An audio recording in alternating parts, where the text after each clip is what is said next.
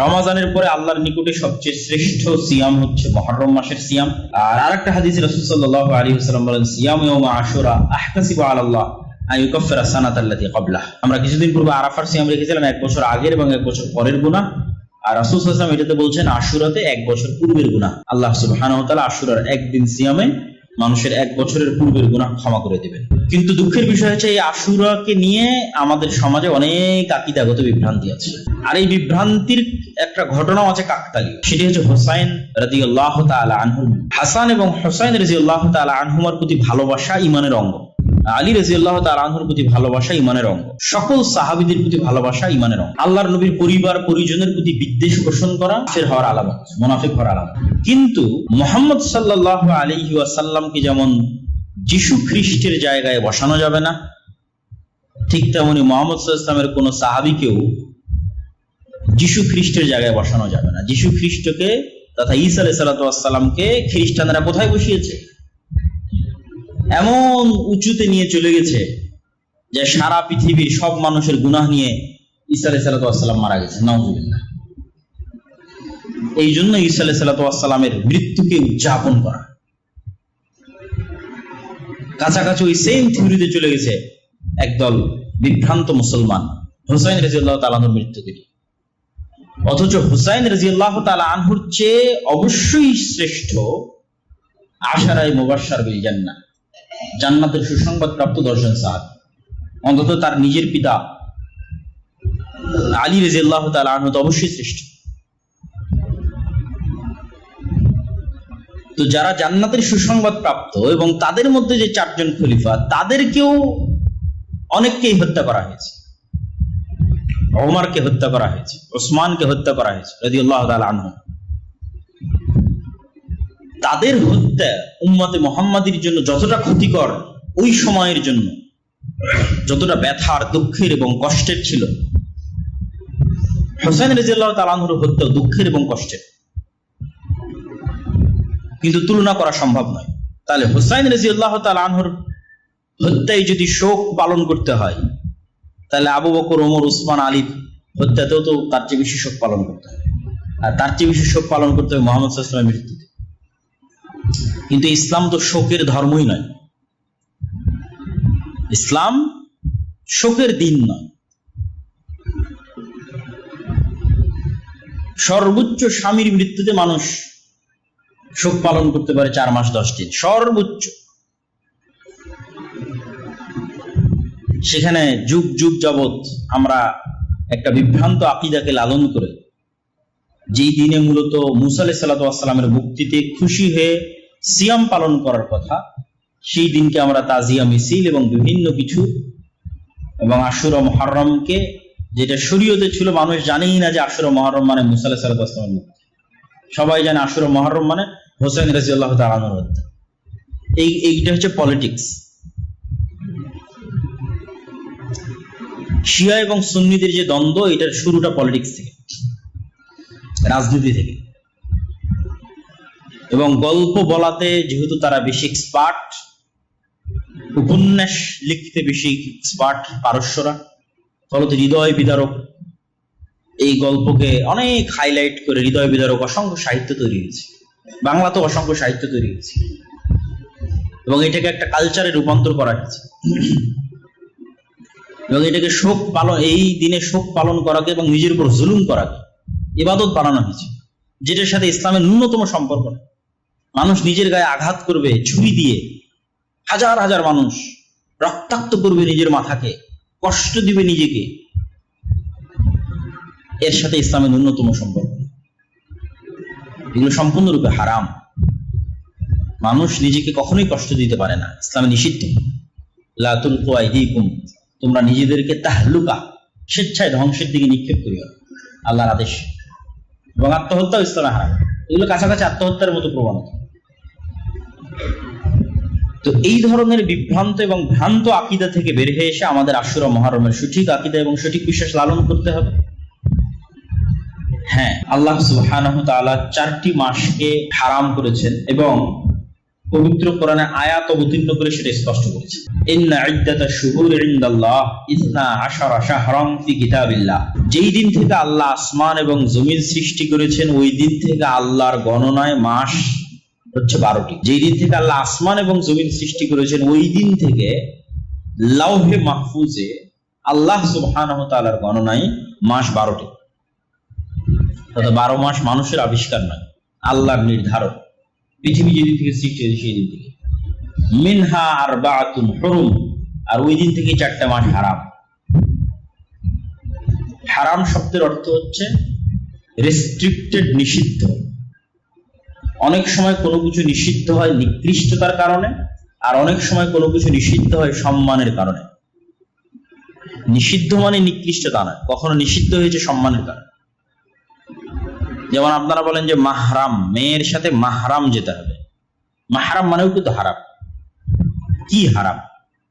ওই মেয়ের সাথে যার বিবাহ হারাম সে তার মাহরাম। যেমন মেয়ের সাথে তার পিতার বিবাহ হারাম, নিষিদ্ধ। এই নিষিদ্ধ মানে একজন আরেকজনের জন্য নিকৃষ্ট না। হারাম কখনো নিকৃষ্টতার কারণে এবং কখনো সম্মানের কারণে। তাহলে ঠিক তেমনি সম্মানের কারণে হারাম কি? প্রাইম মিনিস্টার যে এরিয়ায় আছে, সংসদ ভবন যে এরিয়া আছে, রেস্ট্রিক্টেড এরিয়া। ক্যান্টনমেন্ট যে এরিয়া আছে, নিকৃষ্ট হওয়ার কারণে রেস্ট্রিক্টেড না, অনেক দামি হওয়ার কারণে রেস্ট্রিক্টেড। অনেক দামি ভিআইপি পার্সনরা সেখানে আছে, রাষ্ট্রের গুরুত্বপূর্ণ দামি জিনিস রেস্ট্রিক্টেড, নিষিদ্ধ। তো এইরকমই আল্লাহ সুবহানাহু ওয়া তাআলার বিধানে কিছু শহর হারাম, কিছু এলাকা হারাম, কিছু মাস হারাম।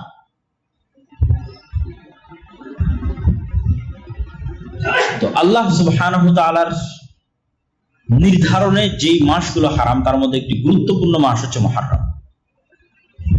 পরপর 3 মাস, যুলকাদা, যুলহিজ্জা এবং মুহররম। তো এই হারাম মাসগুলোর সম্মান হচ্ছে, হারাম মাসে যুদ্ধ বিগ্রহ নিষিদ্ধ। যুদ্ধ বিগ্রহ নিষিদ্ধ মানে নিজে থেকে শুরু করা নিষিদ্ধ। এটাই হারাম মাসের সম্মান।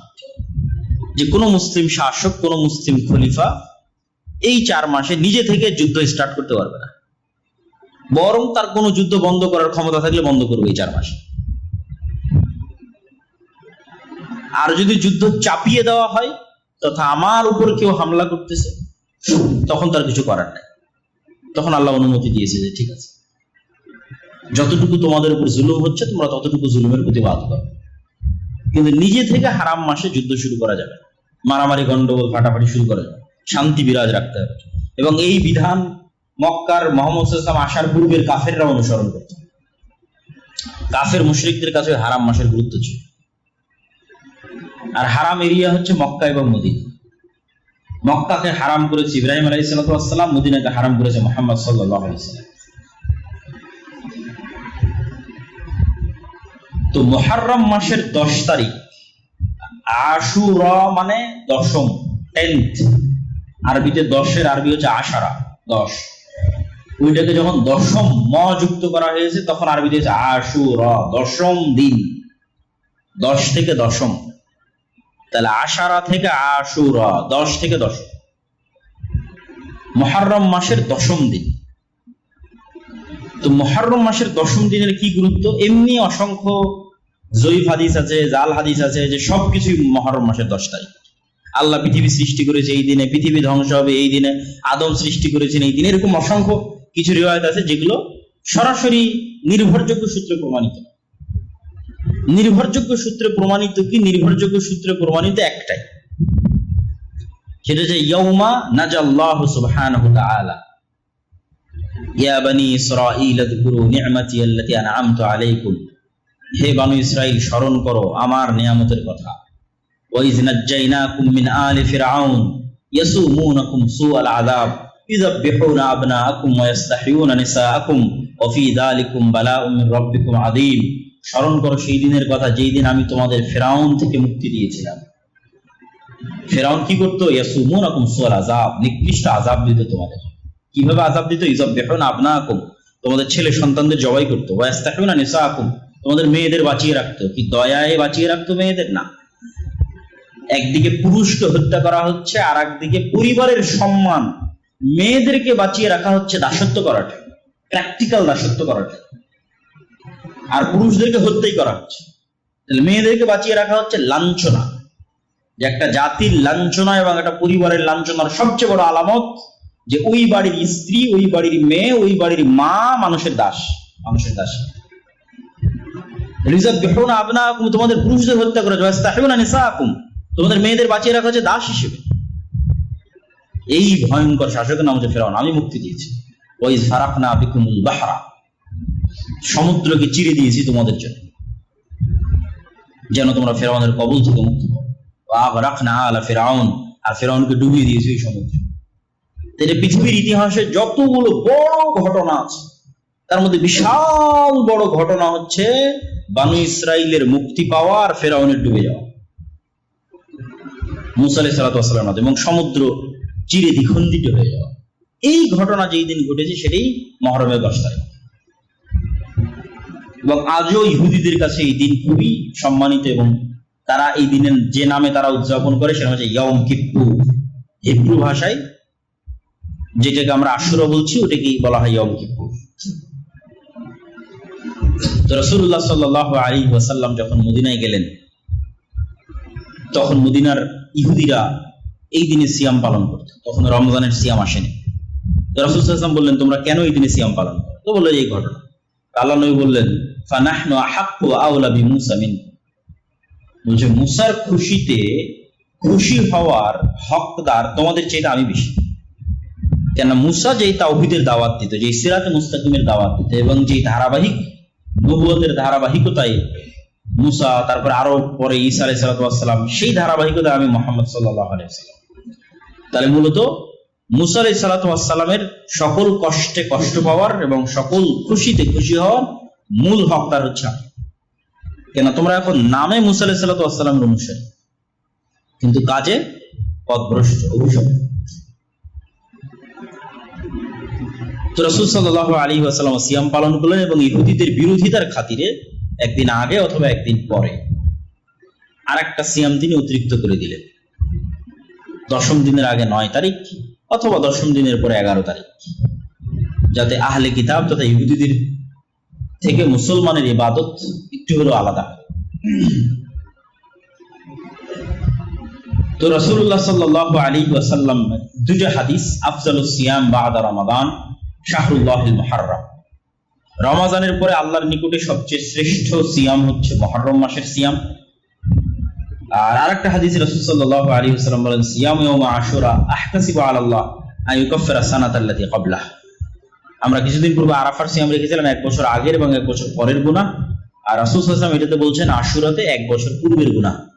আল্লাহ সুবহানাহু ওয়া তাআলা আশুরার একদিন সিয়ামে মানুষের 1 বছরের পূর্বের গুনাহ ক্ষমা করে দিবেন। কিন্তু দুঃখের বিষয় হচ্ছে এই আশুরাকে নিয়ে আমাদের সমাজে অনেক আকীদাগত বিভ্রান্তি আছে, আর এই বিভ্রান্তির একটা ঘটনাও আছে কাকতালীয়। সেটি হচ্ছে হুসাইন রাদিয়াল্লাহু তাআলা আনহু। হাসান এবং হুসাইন রাদিয়াল্লাহু তাআলা আনহুমার প্রতি ভালোবাসা ঈমানের অঙ্গ, আলী রাদিয়াল্লাহু তাআলা আনহুর প্রতি ভালোবাসা ঈমানের অঙ্গ, সকল সাহাবীদের প্রতি ভালোবাসা ঈমানের অঙ্গ। আল্লাহর নবীর পরিবার পরিজনের প্রতি বিদ্বেষ পোষণ করা কাফের হওয়ার আলামত, মুনাফিক হওয়ার আলামত। কিন্তু মুহাম্মদ সাল্লাল্লাহু আলাইহি ওয়াসাল্লামকে যেমন যিশু খ্রিস্টের জায়গায় বসানো যাবে না, ঠিক তেমনি মুহাম্মদ সাল্লাল্লাহু আলাইহি ওয়াসাল্লামের কোন সাহাবীকেও যিশু খ্রিস্টের জায়গায় বসানো যাবে না। যিশু খ্রিস্টকে তথা ঈসা আলাইহিস সালামকে খ্রিস্টানরা কোথায় বসিয়েছে? এমন উঁচুতে নিয়ে চলে গেছে যে সারা পৃথিবীর সব মানুষের গুনাহ নিয়ে ঈসা আলাইহিস সালাম মারা গেছে, নাউযুবিল্লাহ। এই জন্য ঈসা আলাইহিস সালামের মৃত্যুকে উদযাপন করা, কাছাকাছি ওই সেম থিওরিতে চলে গেছে একদল বিভ্রান্ত মুসলমান হুসাইন রাদিয়াল্লাহু তাআলা আনহুর মৃত্যুকে। অথচ হুসাইন রাদিয়াল্লাহু তাআলা আনহুর চেয়ে অবশ্যই শ্রেষ্ঠ আশারায়ে মুবাশশার বিল জান্নাহ, জান্নাতের সুসংবাদ প্রাপ্ত 10 জন সাহাবী। অন্তত তার নিজের পিতা আলী রাদিয়াল্লাহু তাআলা আনহু তো অবশ্যই শ্রেষ্ঠ। তো যারা জান্নাতের সুসংবাদ প্রাপ্ত এবং তাদের মধ্যে যে 4 জন খলিফা, তাদেরকেও অনেককেই হত্যা করা হয়েছে। ওমরকে হত্যা করা হয়েছে, ওসমানকে হত্যা করা হয়েছে রাদিয়াল্লাহু তাআলা আনহু। তাদের হত্যা উম্মতে মুহাম্মাদীর জন্য যতটা ক্ষতিকর, ওই সময়ের জন্য যতটা ব্যথার, দুঃখের এবং কষ্টের ছিল, হোসেন রাদিয়াল্লাহু তাআলা আনহুর হত্যা দুঃখের এবং কষ্টের, কিন্তু তুলনা করা সম্ভব নয়। তাহলে হোসেন রাদিয়াল্লাহু তাআলা আনহুর হত্যায় যদি শোক পালন করতে হয়, তাহলে আবু বকর, ওমর, উসমান, আলীর হত্যাতেও তো তার চেয়ে বেশি শোক পালন করতে হবে, আর তার চেয়ে বেশি শোক পালন করতে হবে মুহাম্মদ সাল্লাল্লাহু আলাইহি ওয়াসাল্লামের মৃত্যুতে। কিন্তু ইসলাম তো শোকের ধর্মই নয়, ইসলাম শোকের দিন নয়। সর্বোচ্চ স্বামীর মৃত্যুতে মানুষ শোক পালন করতে পারে 4 মাস 10 দিন, সর্বোচ্চ। সেখানে যুগ যুগ যাবৎ আমরা একটা বিভ্রান্ত আকীদাকে লালন করে, যেই দিনে মূলত মুসা আলাইহিস সালাতু ওয়াস সালামের মুক্তিতে খুশি হয়ে সিয়াম পালন করার কথা, সেই দিনকে আমরা তাজিয়া মিছিল এবং বিভিন্ন কিছু, এবং আশুরা মুহররমকে, যেটা শরীয়তে ছিল, মানুষ জানেই না যে আশুরা মুহররম মানে মুসা আলাইহিস সালাতু ওয়াস সালামের মুক্তি। সবাই জানে আশুরা মুহররম মানে হোসেন রাদিয়াল্লাহু তাআলা আনহুর হত্যা। এইটা হচ্ছে পলিটিক্স। শিয়া এবং সুন্নিদের যে দ্বন্দ্ব, এটার শুরুটা পলিটিক্স থেকে, রাজনীতি থেকে। এবং গল্প বলাতে যেহেতু তারা বেশি এক্সপার্ট, উপন্যাস লিখতে বেশি এক্সপার্ট পারস্যরা, ফলত হৃদয় বিদারক এই গল্পকে অনেক হাইলাইট করে হৃদয় বিদারক অসংখ্য সাহিত্য তৈরি হয়েছে, বাংলাতেও অসংখ্য সাহিত্য তৈরি হয়েছে, এবং এটাকে একটা কালচারে রূপান্তর করা হয়েছে। এবং এটাকে শোক পালন, এই দিনে শোক পালন করাকে এবং নিজের উপর জুলুম করাকে ইবাদত বানানো হয়েছে, যেটার সাথে ইসলামের ন্যূনতম সম্পর্ক নেই। মানুষ নিজের গায়ে আঘাত করবে ছুরি দিয়ে, হাজার হাজার মানুষ রক্তাক্ত করবে নিজের মাথাকে, কষ্ট দিবে নিজেকে, এর সাথে ইসলামের ন্যূনতম সম্পর্ক নেই। এগুলো সম্পূর্ণরূপে হারাম। মানুষ নিজেকে কখনোই কষ্ট দিতে পারে না, ইসলামে নিষিদ্ধ। লা তুলকু আইদিকুম, তোমরা নিজেদেরকে তাহলুকা, স্বেচ্ছায় ধ্বংসের দিকে নিক্ষেপ করিও, আল্লাহর আদেশ। এবং আত্মহত্যাও ইসলামে হারাম। এগুলো কাছাকাছি আত্মহত্যার মতো প্রবণতা। তো এই ধরনের বিভ্রান্ত এবং ভ্রান্ত আকীদা থেকে বের হয়ে এসে আমাদের আশুরা মুহররমের সঠিক আকীদা এবং সঠিক বিশ্বাস লালন করতে হবে। হ্যাঁ, হুসাইন রাদিয়াল্লাহু তাআলা আনহু যেমন আলে বাইতের অংশ, আয়েশা রাদিয়াল্লাহু তাআলা আনহা আলে বাইতের অংশ। আলী ইবনে আবি তালিব রাদিয়াল্লাহু তাআলা আনহু রাসূল সাল্লাল্লাহু আলাইহি ওয়াসাল্লামের এক চাচা, আবু তালেবের সন্তান।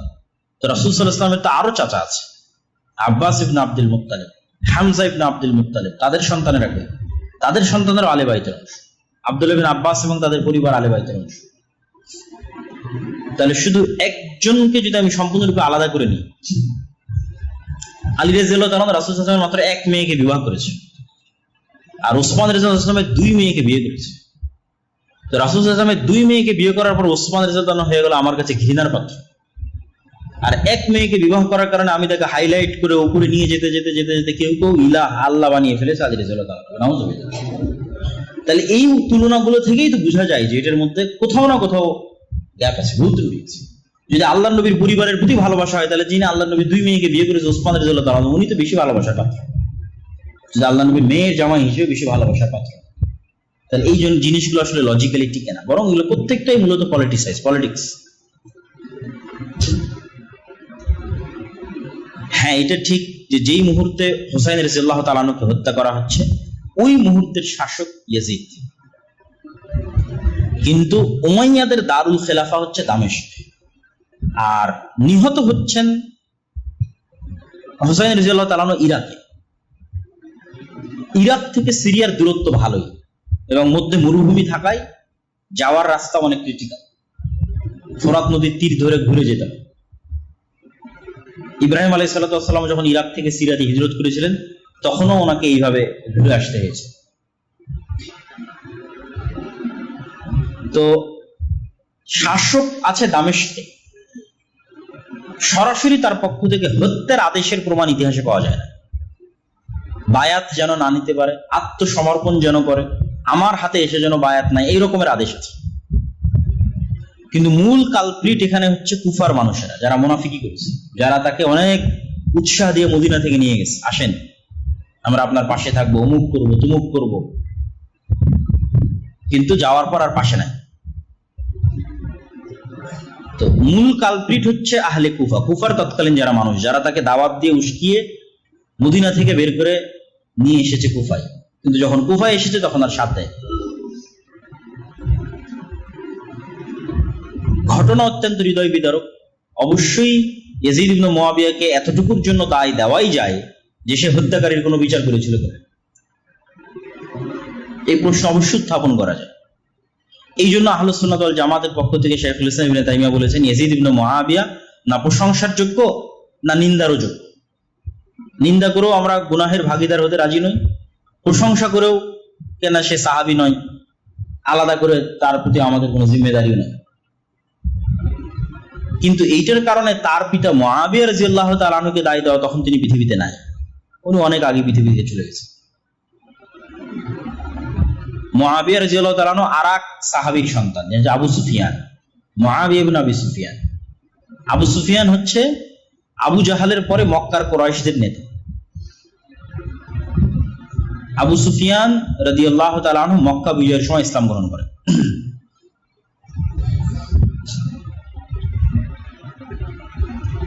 এবং আবু সুফিয়ান রাদিয়াল্লাহু তাআলা আনহু এবং তার সন্তান মুআবিয়া রাদিয়াল্লাহু তাআলা আনহু রাসূল সাল্লাল্লাহু আলাইহি ওয়াসাল্লামের অনেক নিকটস্থ এবং অনেক কাছে। যারাই পূর্বে কাফের থেকে মুসলমান হয়েছে, তাদের কারো প্রতি বিদ্বেষ রাখার সুযোগ নাই তার পূর্বের কাফের অবস্থার কারণে। কি জন্য সুযোগ নাই? ওমর রাদিয়াল্লাহু তাআলা আনহু তো পূর্বে কাফের ছিলেন, মুশরিক ছিলেন, রাসূল সাল্লাল্লাহু আলাইহি ওয়াসাল্লামের শত্রু ছিলেন।